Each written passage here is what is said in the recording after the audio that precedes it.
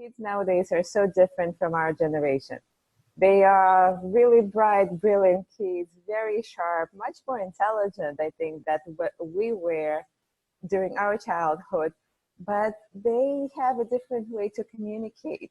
They have totally different modes of interaction. And I think some values being lost there with them not being exposed to all of these real life experiences where a lot of experiencing is happening through technology. So this is what Antinanco does as well, you know, and I think that's a huge connective media between neurographic art classes and your beautiful organization and Antinanco, because we're kind of working in the same direction. So just to say a few words about our organization, Antinanco Earth Art School, and maybe I can put up a slide now if it's okay, just so you can see. We are not a very usual type of school. We provide education and experiences outside of the classroom walls. And many of our programs take place outdoors and in nature, and all of them take place in a very warm and structured environment, allowing for initiatives, interactions, and experiments. So we teach kids and adults not just through lecturing or feeding them information, but by providing them with a safe container and a very gentle guidance and support where they can come to their own intuitive conclusions and realizations, because there's much more value in that when they go through that process on their own. So instead of teaching them one specific subject like math or engineering or coding, our programs really focus on equipping them with life values and practical skills, developing critical thinking and analysis, developing independent propensity for learning new skills for life, you know, developing that learning mindset so they can employ it through their life during all situations, cooperation and compassion, art of the dialogue and communication, respect for elders, respect for nature. So some examples of the programs are nature explorations, like Margarita mentioned. We do survival training where they would go in nature and build shelters and make fires without matches, adjust to temperatures. Also building, teamwork exercises, cooking, arts. Neurographic classes are a wonderful modality and is one of our favorites. Kids absolutely love it. So this year we offer over 30 programs domestically and 6 programs internationally. And they also include a strong community service component where kids go out and work on community projects and help different communities and also get credit for their schools, for their work. Our programs are not structured by age as many other schools do. This is kind of unusual, and we get a surprising reaction from many parents when we say, you know, it's okay, you know, you can come too. The siblings can come too. There's a lot of value in that, we think. We always encourage parents, grandparents, siblings to come and participate.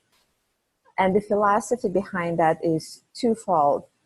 First off, we see a big value in mentorships. I feel that millions of kids across the US can benefit from greater guidance in areas of life and learning.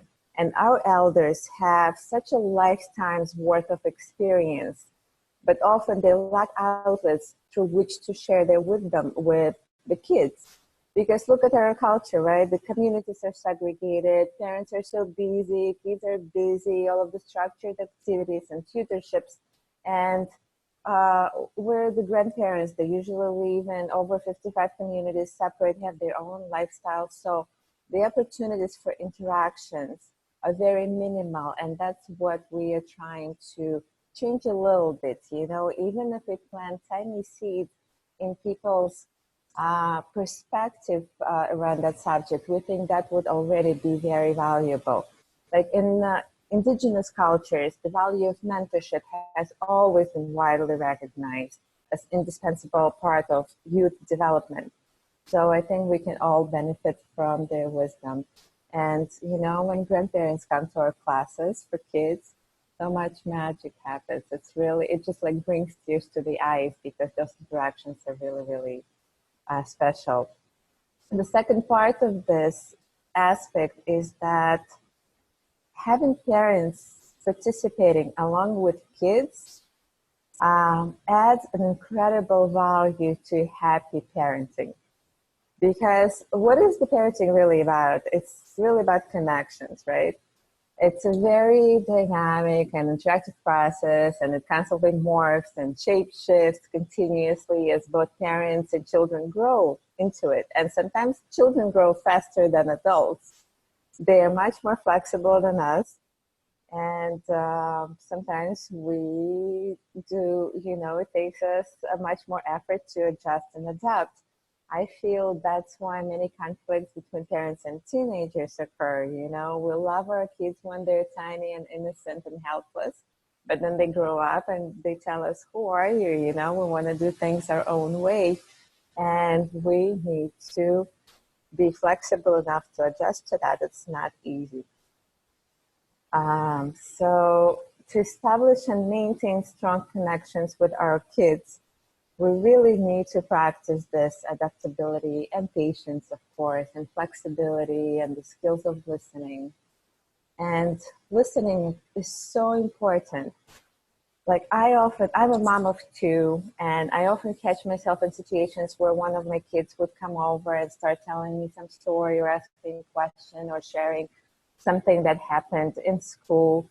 And what am I doing at the time? I'm super busy preparing something or cooking or heating gas or laundry, whatever. And then I catch myself, oh my God, how much attention am I dedicating to this kid right now? Is it like 5% of my attention or 20% of my attention? I'm not really being present for that. So when this realization comes, the thing that we can do, there are actually two things that we can do. First thing is we can just stop what we're doing and dedicate our full attention to listen wholeheartedly to what it is being communicated to us. Sometimes it's not possible, you know, if I'm driving a car and need to pay attention to GPS, then I would make a mental note to come back to this when I can be 100% present. So I can really pay attention to what is happening in the child's life, because apparently it's something important if they decided to share it with me. So classes like Neurographica allow a perfect opportunity for that, because when kids and parents work on the same project, creating art in the container which does not put any pressure on them, it's so easy for a child to come to share, you know, things start coming true, which usually do not, because there is no space for them in our busy lifestyle. So that's just absolutely wonderful. And another thing I wanted to say, I mean, that's how we instill values in kids. They do not really learn these values in school. I mean, there's very little value in sitting in a classroom and being told you have to be patient, you have to be responsible, you have to be compassionate, because they really model this behavior from us, from their environment. And that is the topic that I raised recently in my group on Facebook, Nature Spirit Children. Many parents gave such great responses to this topic. And you can join if you like, Nature Spirit Children on Facebook. That's our group. Yeah, so many good topics are being discussed there. So we are the first channel of instilling those values in our kids. I mean, even with the peer pressure and social media and all of the crazy commercials, we as parents are the most important influence on them. And if the values instilled through this connection and communication and doing things together are strong, kids will grow very grounded and confident, and will be able to withstand all of this outer challenges that they encounter through life. It's another thing with neurographic and other art classes is that parents can utilize it as modality for questioning process. And the questioning process is one of the best tools to uncover gaps in awareness. And we all have gaps in awareness. Kids have them, adults have them. So it's something that we do not know, things that we do not know. And sometimes we don't even realize that we do not know them.